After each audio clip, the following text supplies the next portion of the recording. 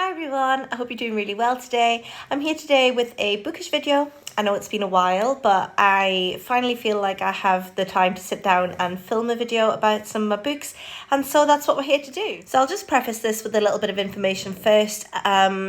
Basically a year ago, or a bit more than a year ago, I bought my dream house, and it needed a little bit of work done to make it into the dream house. Basically, one of the things that was really missing was a library. I've always wanted a library, and it was something that I knew I needed in a dream house. And so when we moved into this house, I had a bit of renovation done, and I had a library built upstairs.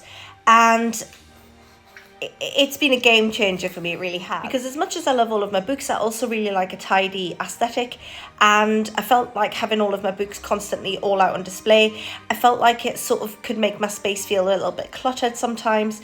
And so one of the things that I really wanted was a dedicated room for my books where they could all be out on display, but I wouldn't feel like it was sort of infringing upon the space of everyone else in the house, and also being almost cluttered, you know, like with all the different coloured spines and everything. And so that's what I did. I had a library built, and it's been brilliant. But in my living room area, I did want some of my books out because I wanted it to sort of still be me. I wanted my personality to be in my living room. And so I decided that I would choose a selection of books to have on display. And that's when I decided that I would put my collector's books and my favourite editions of books in my living room, so that it was on display, but also it had sort of a more aesthetic feel about it.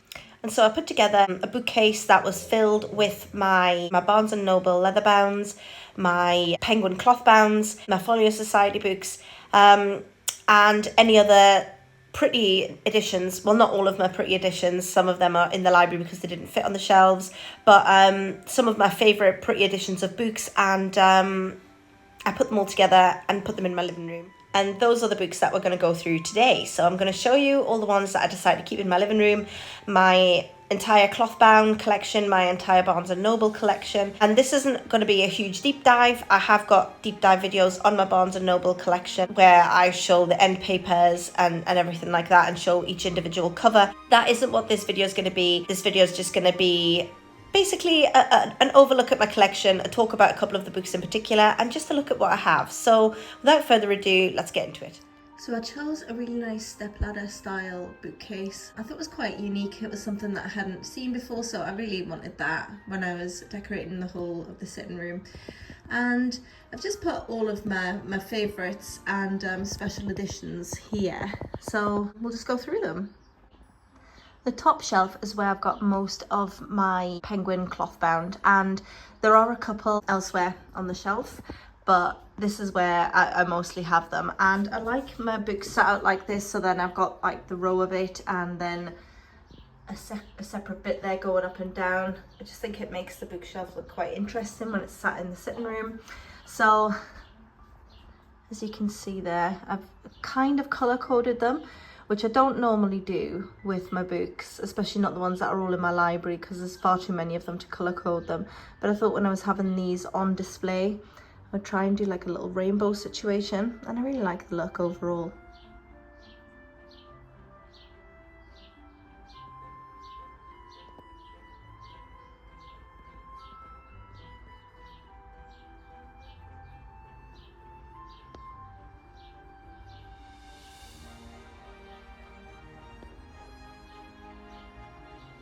Now my favourite out of these ones up here has to be this one.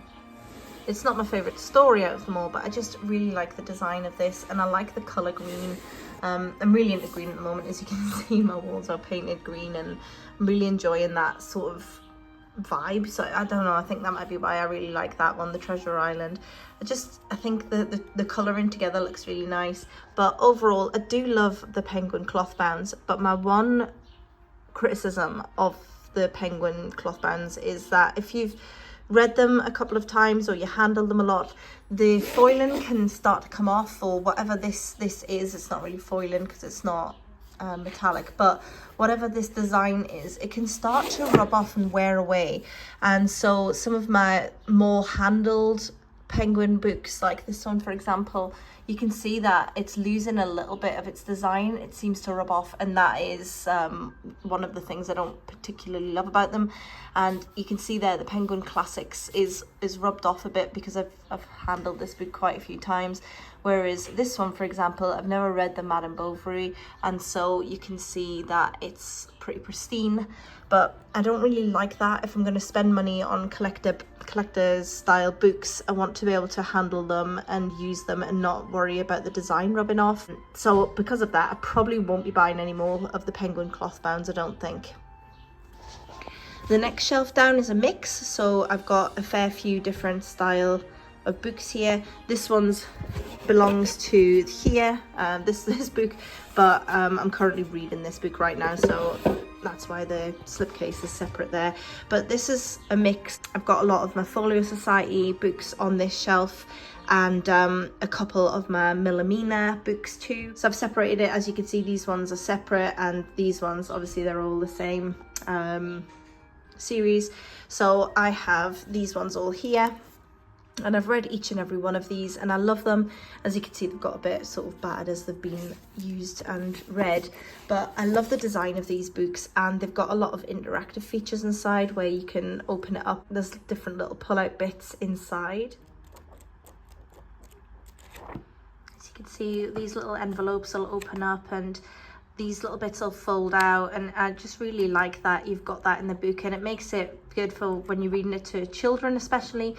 I like to share these books with my kids and read to them, and it's just nice to have those little interactive bits that are just so different from a normal style book once you get out of the toddler style books with little pop-ups.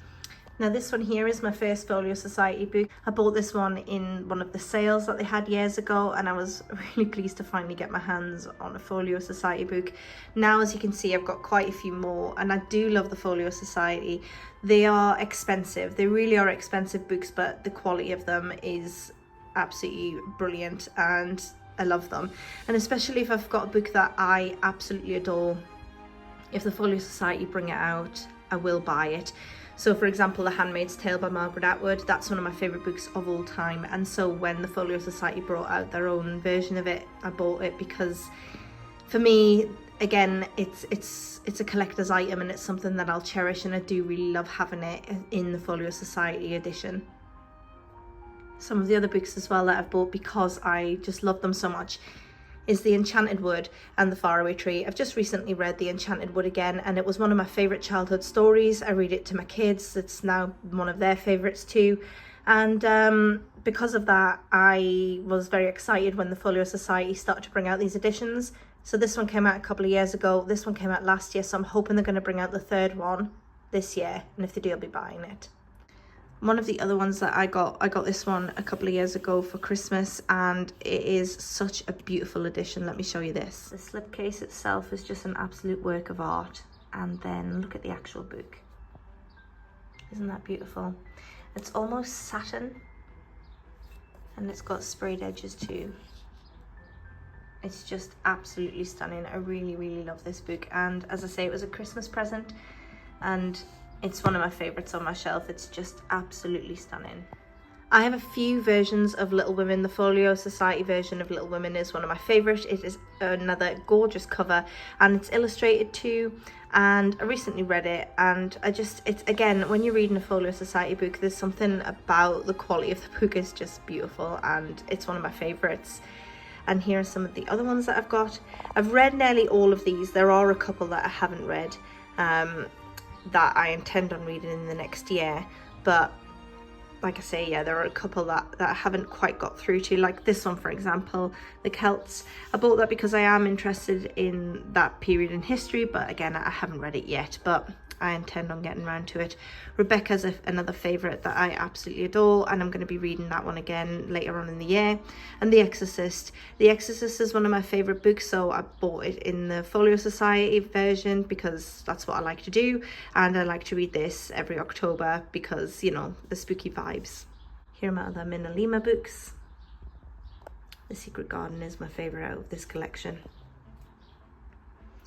Now, as we go a shelf down, we're getting into my collection of my Barnes & Noble leather bounds. Again, they're one of my favourite collections of books, and I have a couple of extra random little books pushed in here. So let's have a little look. So I've read some of these, I haven't read all of them, but I collect them. And again, I've sort of colour coded them because this is a display shelf really, more than a functional library. My library upstairs is sorted by genre, whereas these ones are colour coded just to look nicer when they're sat in the corner of the living room. But I have got a couple of extra Penguin Clothbounds here. I've read both of those ones as well, The Lottery and the Songs of Innocence and Experience by William Blake. I've read those ones and they just didn't quite fit in really with the way I wanted this organised, so I popped them in here and they fit nicely along. We've also got a Fairy Tales, which is a Penguin's Clothbound as well, but unfortunately it just is a completely different size to any of the other ones. And I really don't like it when different book companies do that, when they bring out another book in their series, but it's a complete different size because it doesn't fit in nicely on the shelf. But luckily it's the same size as these. I am devastated that they're not finishing off the series. This got cancelled. These are the Harry Potter series by the Minalima. I can never say that word. Minalima. Yeah, they were bringing these all out and I started collecting them, but they've stopped at 3, which is very sad because I wanted the full collection, but I'm keeping the ones I've got. The Anne Frank one, I remember reading about that and learning all about the Anne Frank diary in school, and it stuck with me for obvious reasons. One was inspired by the actual diary of Anne Frank, the cover of it, not the story. Obviously the story is the diary of Anne Frank, but the cover of it is inspired by Anne's original diary. And I've been to the actual Anne Frank annex in Amsterdam, and so when I saw this version, I thought this was a beautiful version to have on my shelves, and it'll be a good one to pass down for my kids to read in a couple of years' time as well. As well as my Barnes & Noble books, I also have a few of the Canterbury Classics books, which you can tell by their sort of distinctive mark in there. They're the same sort of size and style as the other books, so I stole them together. But yeah, they're a different collection. I do think, personally, that the Barnes & Noble books are of better quality than the Canterbury Classics. When you read them, the Canterbury Classics feel very papery, very like they'll fall apart if you're not careful with them. So they're not really, they're not very expensive either, so that'll be why, but I would like them to be a little bit sturdier. This book is none of the above. It's just a really pretty hardback that I picked up. I like the Grimm Fairy Tales. This one was absolutely beautiful and it's a lovely hardback, and it just happens to be the same size as the others, and so it lives here in this shelf despite not being the same sort of collection as the other books. The next shelf down is a similar vein. I have this set here. This is not going to live here forever. This was just bought for me, and so it's been sat here till I start to read it. I've never read the Game of Thrones series before, and so I got it for Christmas, and I just sit it there to remind myself that when I'm ready to get into it, then to crack on with this one here. I'll move it out of the way for now so that we can look at these ones. These are again some more of my Barnes & Noble books, my Canterbury Classics, and I believe there's another couple of extra books in here as well. So as with the other shelves, I have read a few of these ones. I haven't read every single one of them, but hopefully at some point I will. But a lot of these I've bought for my collection, again, not really for the functional library aspect.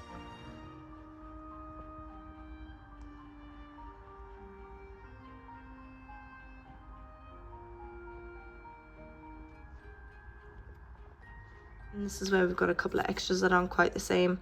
This is a Barnes & Noble FlexiBound. I did buy one of them to see what they were like, but I didn't really like them as much as I like the leather-bound, so I didn't buy any more, but I kept it because it was a pretty book. And this one is another Folio Society book. It was one that I picked up because it was in the sale, and I just liked the cover of it and I liked how it was pink. So I bought that one. It was only £13, so I picked it up as one of my collection basically. And then this one, it's Goblin Market and Other Poems, and it's again another small Penguin Clothbound. I've read this one as well, and I do enjoy a poetry collection. And here are some more of my Barnes and Nobles, again color coded.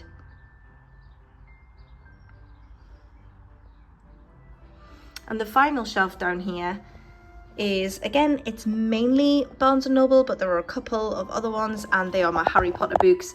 Again, it was another failed series where I started trying to collect the Harry Potter illustrated, but then they just stopped coming out. I don't know if they've revived them, what's going on with them, but I got a few of them, and then I think they were stopped, and then these ones came out, so then I started collecting these ones, and then these were stopped too. So I've now decided that if any more books like that come out, I'm going to wait until the full series is out before I buy them. So I've got the Harry Potter ones there, and then I've got these ones, again color coded.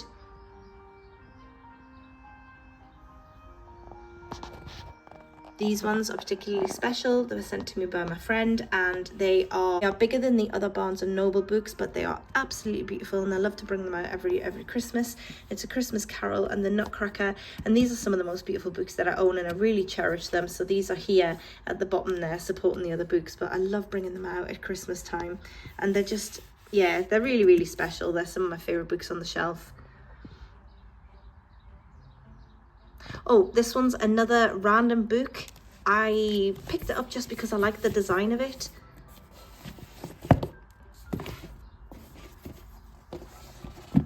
It's Frankenstein, but it's a watercolor design. So again, it's not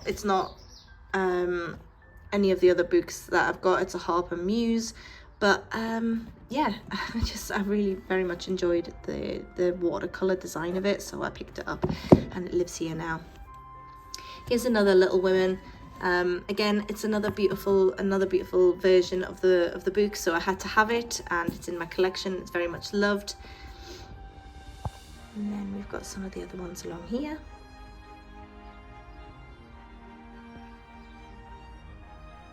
And then my Harry Potter books. So that's the full shelf, and I absolutely adore this shelf, and I think it just sums up me in my living room without being messy or untidy. I love the design of the shelf, and it fits in with the rest of the decor in my sitting room, and I really love it. I think that this bookshelf just makes me happy to sit in and look at while I'm just relaxing or reading in my favorite reading chair in here. It's just what I really, really hoped for when I was picturing my perfect house, basically. So I really had fun filming that video, and I really hope that you enjoyed watching it too. I don't know about you, but I just love looking at books, and I really do enjoy seeing people's books and their bookshelf tours and things. And yeah, so I hope that you enjoyed it, and I will speak to you all soon. Bye for now.